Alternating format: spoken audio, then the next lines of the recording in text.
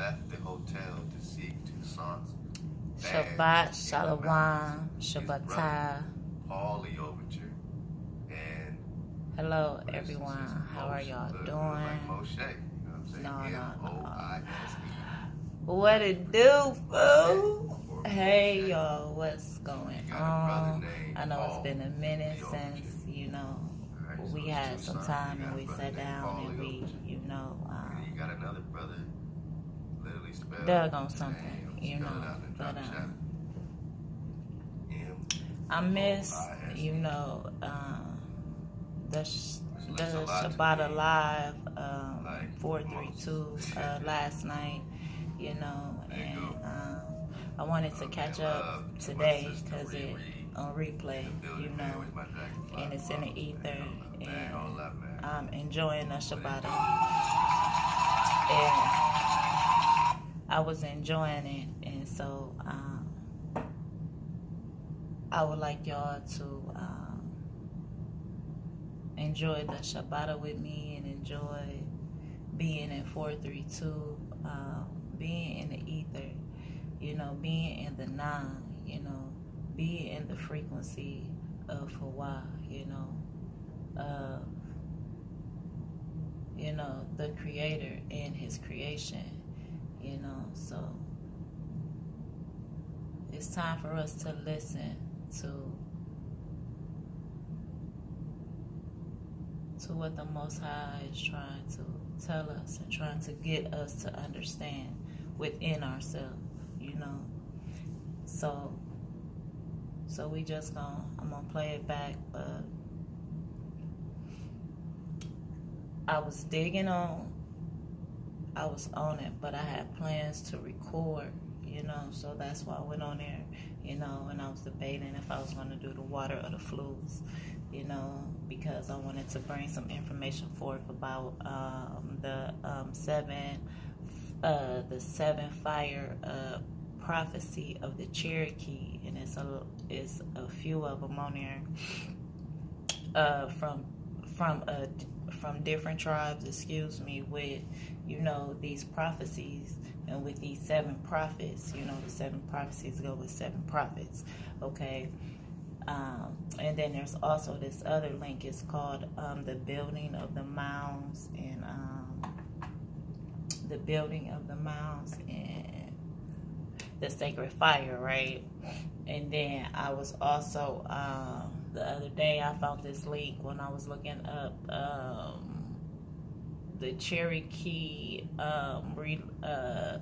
the elders relighting the sacred fire, because there is a legend. There's a legend. I read it maybe 2 years ago, or maybe a year and a half ago, but it's a Cherokee legend, and ever since I read it and then I did save it, I could never find it again. But I'll tell y'all, it's a legend. It's a Cherokee legend that there's a sacred fire, right? And the sacred fire is always kept by, is these men, they keep it burning, right? And so, and they keep it burning with cedar, right?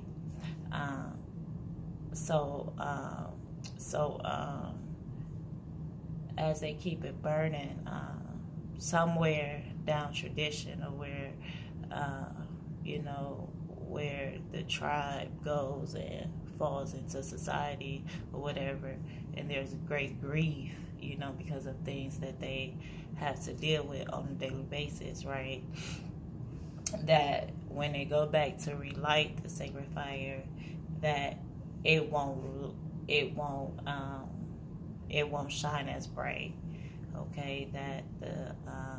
That the flame would not come to its full potential until the whole nation of people is together, okay? That's the legend, right? And I was trying to find it again, but I can't find it. I can't remember the site it was on or nothing. So hopefully somebody can find it, okay? So, but yeah, the other site was called from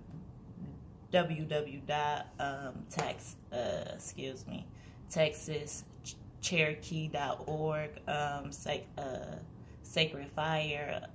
Okay, it's called The Building of the Mounds and the Sacred Fire. About the seven fire prophecy, seven fires prophecy. That's on Wikipedia. You can find it on Wikipedia, and it goes through all of them. Okay, it says that the seven fires prophecy is in Anishinaabe prophecy that marks phases or epics, right, in the life of the people on Turtle Island. And it says a Native American name of the North American continent. It says a Native American name for the North American continent, which they talk about Turtle Island. Okay, it says the seven fires of the prophecy represent key spiritual teachings for North America, and suggests that the different colors and traditions of the human beings can come together on a basis of respect. It predates the arrival of Europeans and contains information for the future lives of the Anishinaabe, which are still in the process of being fulfilled. Okay, so bam, right? So go through the overview, then it hit about the seven fires. It says originally the prophecies were given by 8 prophets in 7 different time periods. According to oral tradition, the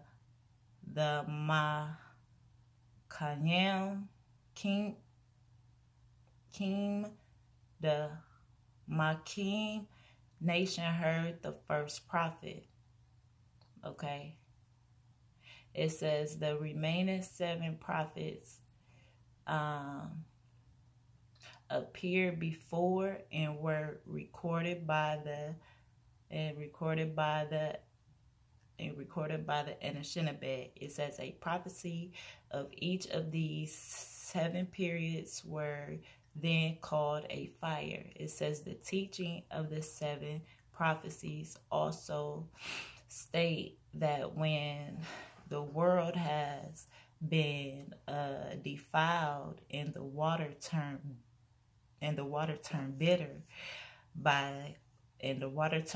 bitter by disrespect, human beings will have 2 options to choose from: materialism or spiritualism. If they choose spiritualism, they will survive. But if they choose materialism, it will be the end of it. Okay? So, the 7 fires, really, the 7 fires is only a representation of what it truly is. And it truly means the 7 prophets of the 7 periods, beforehand. Okay?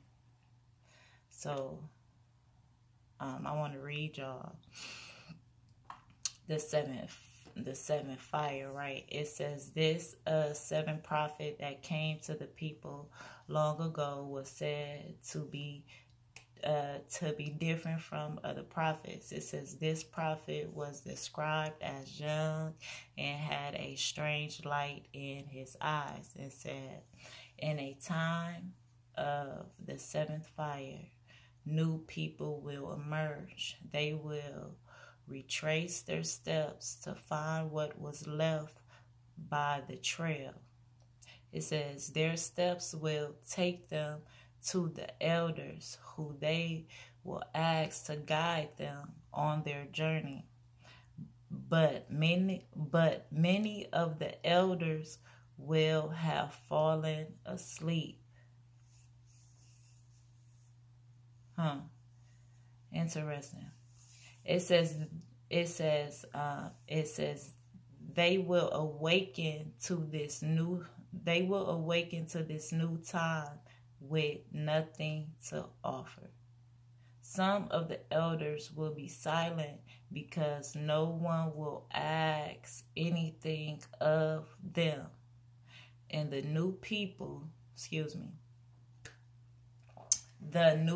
will have to be careful in how they approach the elders. The task of the new people will not be easy.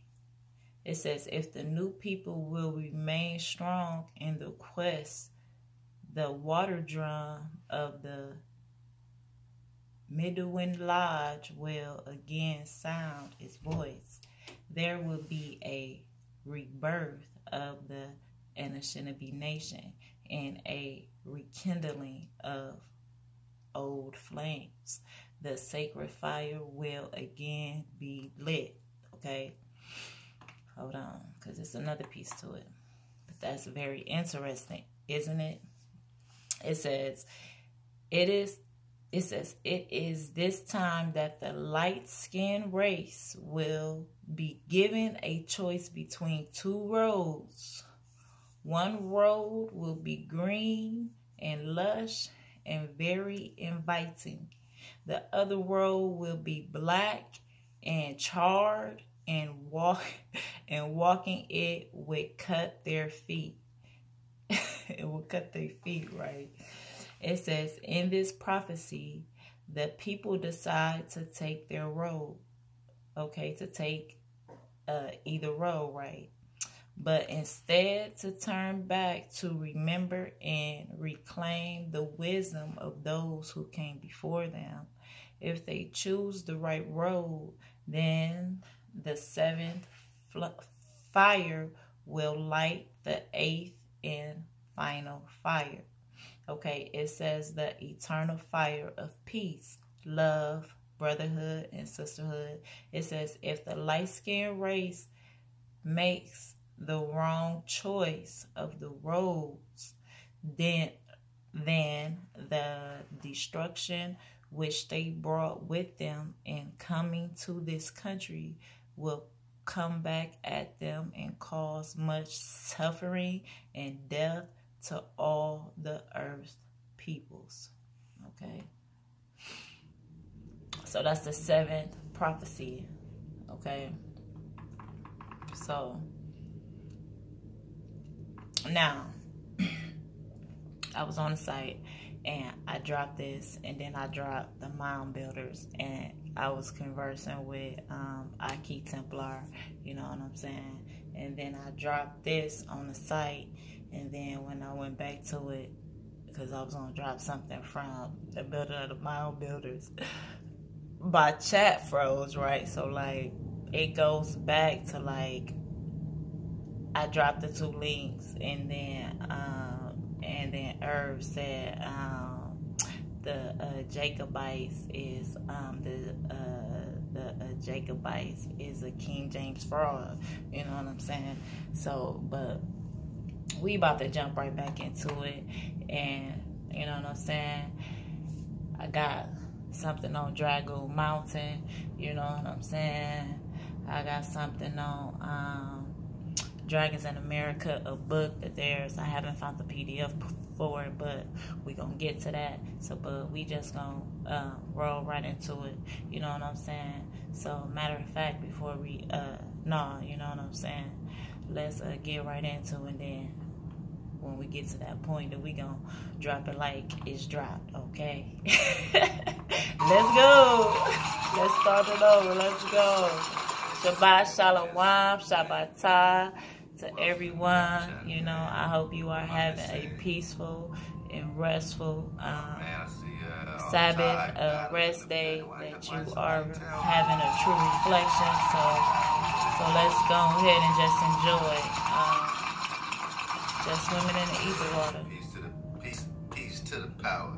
Peace to the power. And doing this, continue to pour men and money into the West Indies against what they were pleased to call brigades, B-R-I-G-A-N-D-S.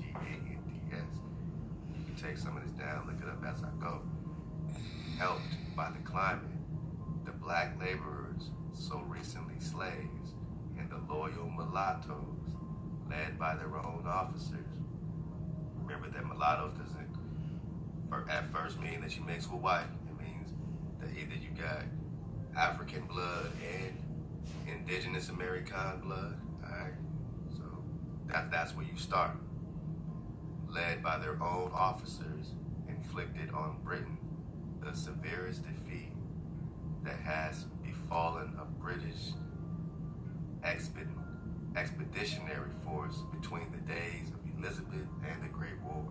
The full story remained hidden for over a century until it was unearthed in 1906 by Fortescue, the historian of the British Army. He puts the blame on Pitt and Dundas, quote, who had full warning that on this occasion they would have to fight not only poor, sickly Frenchmen, but the Negro population of the West Indies. The Nagas of the West Indias. The copper color races? Yet they poured their troops into these pestilent islands in the expectation that thereby they would destroy the power of France, only to discover when it was too late that they had practically destroyed the British Army. Now, since Laveau was now in sole charge of the colony, Santanax and Polverel, having been recalled, accused of treason and all other crimes by some of the immigrant colonists, these had abandoned the monarchy, embraced the Jacobins, and managed to achieve this much before the decree of February the 4th. But though Toussaint dutifully informed his chief of every step, he was practically in unchecked command of the bulk of the forces and of his district. Everything depended on the army. The majority of Toussaint's rank and file were Africans born out of the colony. We're in Haiti. These are native-born Haitians. These are Americans. Darkman TV on YouTube. So he got a video. Okay, it says that in Haiti, when Obama and them went there, words of French. You know what I'm saying? When they had, you know what I'm saying, an earthquake, that they found like $20 billion of gold in Haiti. You know what I'm saying? Just they natural gold that they had, you know what I'm saying, in Haiti. And this lady was on there saying like that's why they went over there was to get access to, you know what I'm saying, the gold, you know what I'm saying. And she was saying Haiti is not a poor country, they are very rich, you know what I'm saying, because they have their own gold. Like it's crazy. And he's talking about these are the Haitians that they talking about, and it's talking about that they knew that they had to come and they had to fight against so it's two the sons. blacks. You got a brother named Paulie over you. And in the West Indies, you are in the furthest Indies. Spell it out in the drop chat. Okay. Moise. Which looks a lot to me like Moses. Come on, y'all. We gotta. Oh man, love to my sister Riri in the building, man. Where's my dragonfly applause, man? Hold up, man. What it do?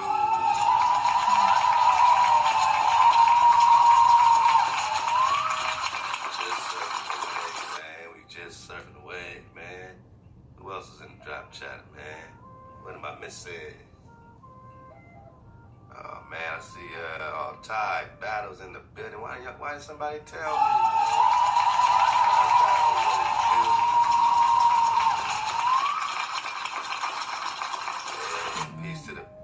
Peace to the power of Hawaii for this wonderful bro, man. Welcome back to David Arenas is in the building. Give a dragonfly applause to David Arenas. The flutes sound lovely, don't they? Flutes sound lovely. Yeah, man. Let's keep it going. Let's get a dragonfly for KB. The hijackers survive.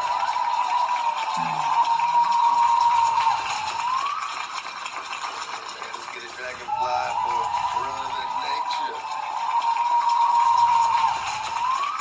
Let's get a dragonfly for Zion Chef. You gotta get a dragonfly for it. The real.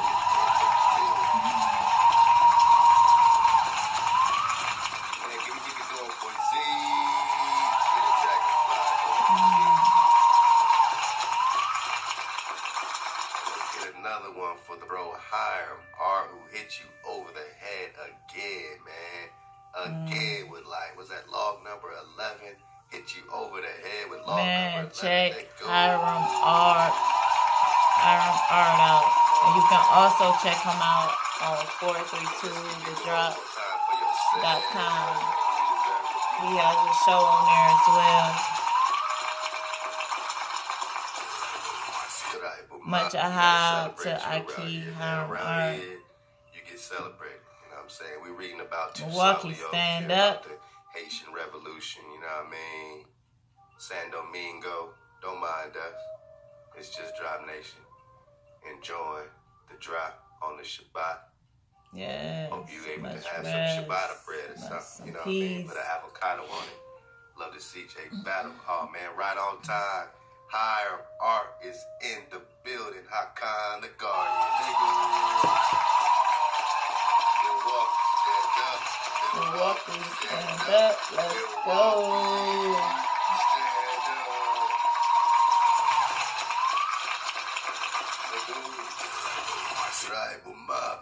go. Let go. Come on, y'all. Let's get some more of this Tucson flow. Tucson. Let's get cozy in the classroom. Enough of the mushy stuff, man. Let go. Take notes if you like. Take notes if you like, family. You know, we are searching for who we are, you know. And these people told us, you know, just because they not telling you now, they've been told you, they put it in books. It's up to you to take the initiative to search for what they said about you. And who exactly are they talking, what's talking about, and who does that match up with?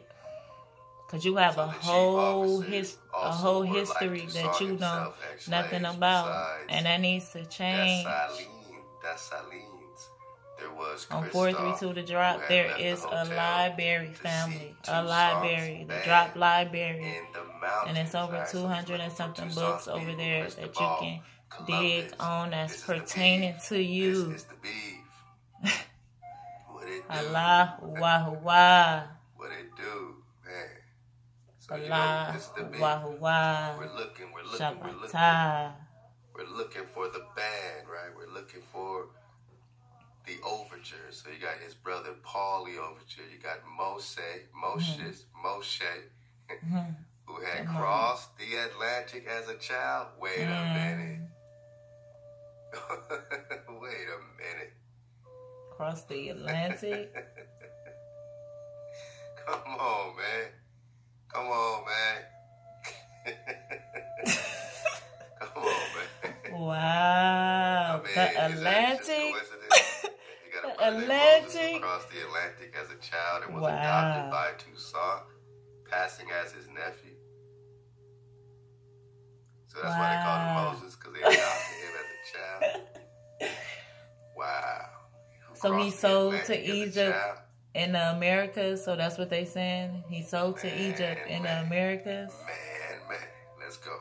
Interesting. Let's go.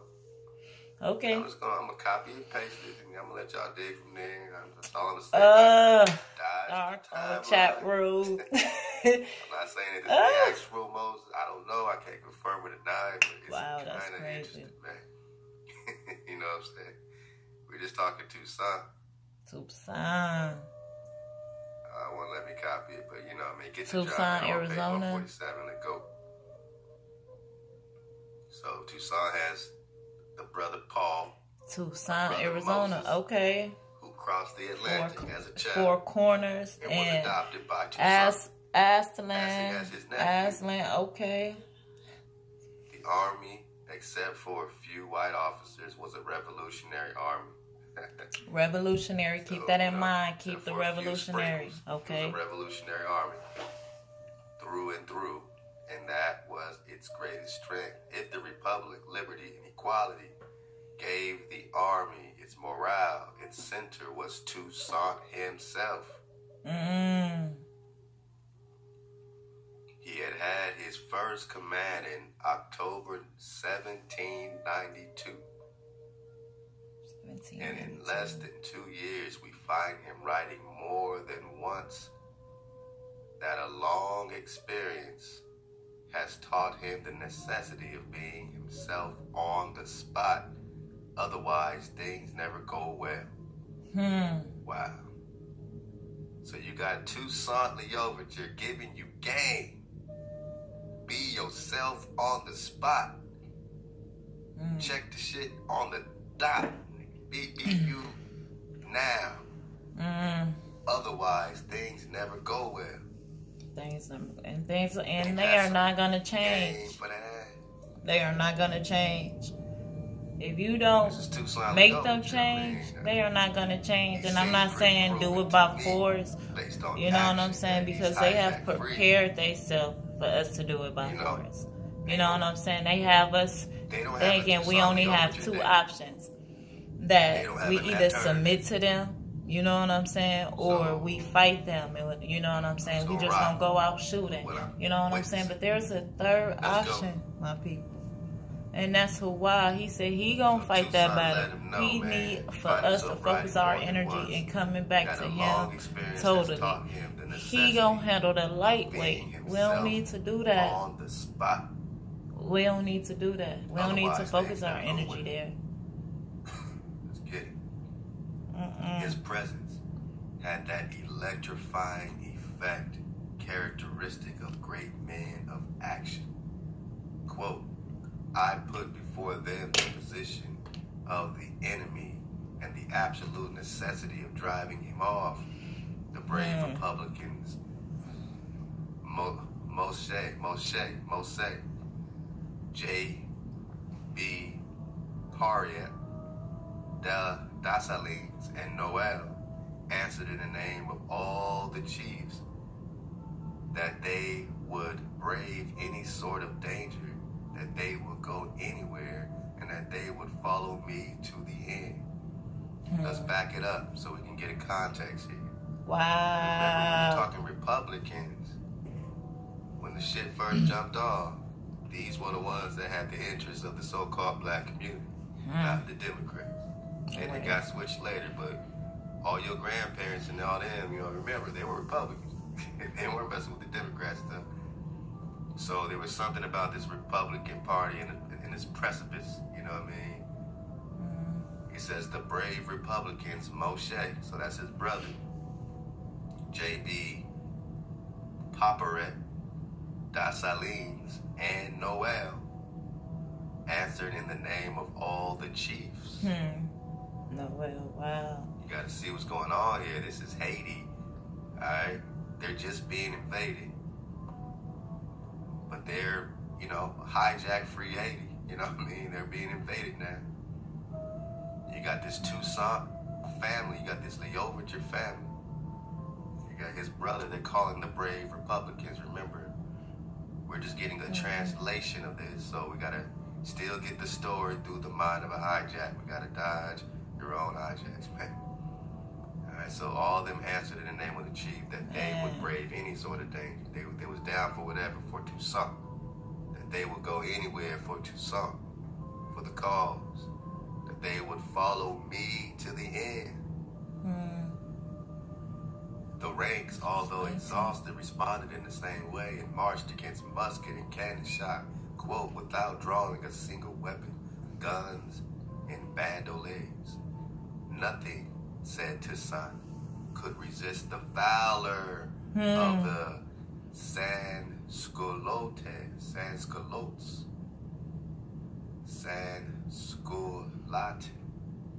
I gotta see what this word is, man. We're learning some new words today. We're just learning about concupiscence. Sans-Culottes. Sexual desire, this lust, this concupiscence, and putting the con in. Now we got this word S-A-N, Sculotte, S-A-N. Put in the drop chat and let y'all dig on it. We need to dig on this, man. Schoolotes. What is schoolote? Alright, I think that's it. What is schoolote? Schoolotes. Let's dig on that. Schoolotes. See what we get.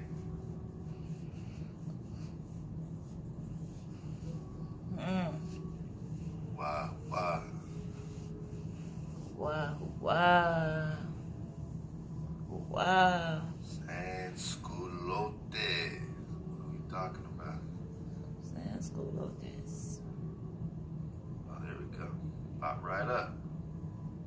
It says a lower class partisan republic in the French Revolution. Lower class, huh? An extreme Republican or revolutionary. An extreme Republican. So, or revolutionary. Did you know that a Republican? The revolution will not be televised. Ain't that what you? Oh, the revolution will be televised, and the revolution will not be televised. That a Republican is a revolutionary, man. Love to hire Mark. Dropping that drop. He said a lower class partisan Republican in the French Revolution, an extreme Republican or revolutionary. That's what we're just talking about, man. We just surfing the wave, man. Just surfing the wave, man. Dragonfly, hire Mark. Wow. Oh, Jay, you got an app for that.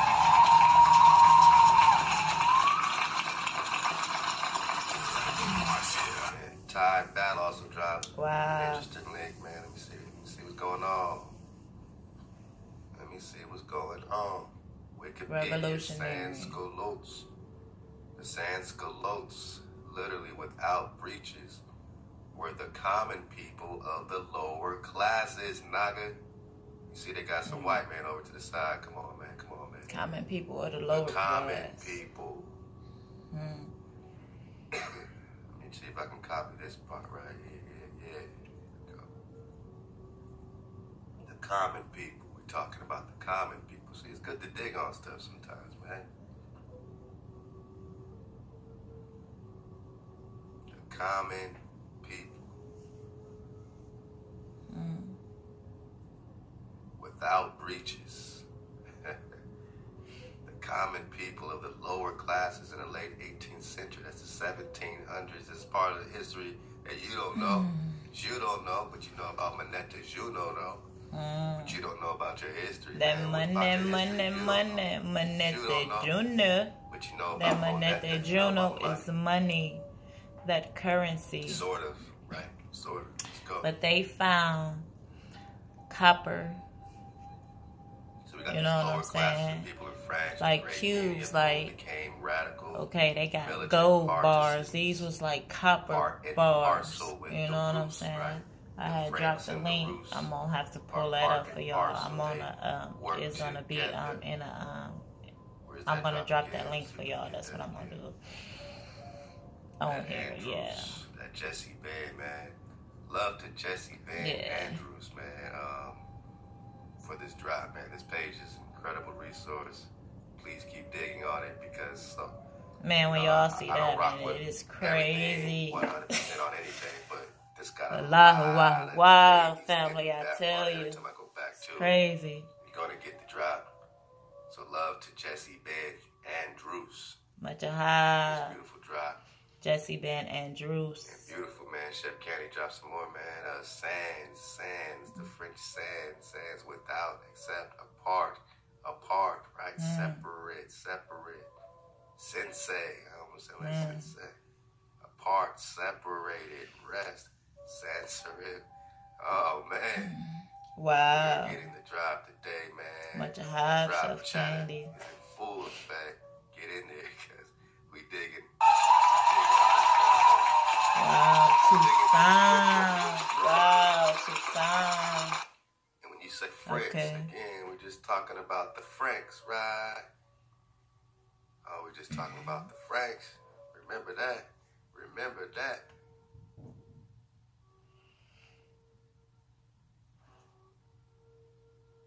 I need you to remember all the drop.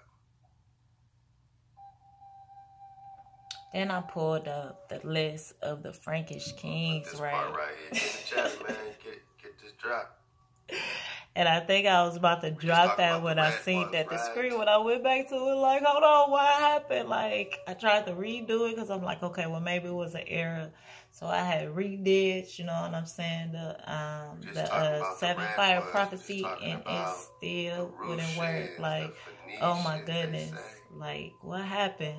I even checked on my phone and it still wouldn't work. Like, it's just so funny. Like, I had no choice but to, you know what I'm saying, sit down and like record. You know what I'm saying? I had no choice. You know, it was already up. And then it's also, you know, this YouTube that I have that I want to show y'all.